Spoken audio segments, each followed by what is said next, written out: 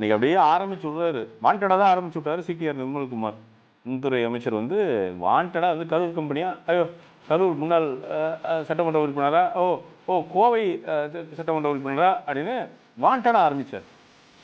அந்த வாண்டடாக ஆரம்பிக்கிறதுக்கு அதே வந்து பார்த்தீங்கன்னா இவர் கவுண்டர், ஓ சங்கியா சங்கியா சிட்டி சங்கியா அப்படிங்கிற. அப்படி உதயன் என்ன நினச்சிட்டாருன்னா இதுக்கு மேலே ரிப்ளை வராது அப்படின்னு நினச்சிட்டாரு.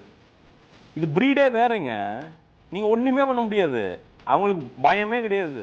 அவன் நாளைக்கு ஆட்சி போச்சுன்னா அவங்க அதை பற்றி பயப்படுறதே கிடையாது. திருப்பி அடிக்கிறார். பார்த்து 3 மணி நேரம் இருந்த எதுக்கு அது வந்து ரொம்ப ஒரு மாதிரி பிலோ த பெல்ட். ஆனால் லெட்ஸ் ஃபேஸ் இட், அவ்வளோதான். இதான் அரசியல் இன்னைக்கு. அவ்வளோதான். நீங்கள் கொடுக்குறீங்களா திருப்பி வருது. இவர் ஆரம்பிக்கிறாரு. இப்போ ஏன் சிடிஆர் நிர்மல்குமார் அதை ஆரம்பிக்கிறாரு, இதை நம்ம யோசிக்கணும். ஏன் ஆரம்பிக்கணும் அப்படின்னா அந்த கோவம் எங்கிருந்து வருது?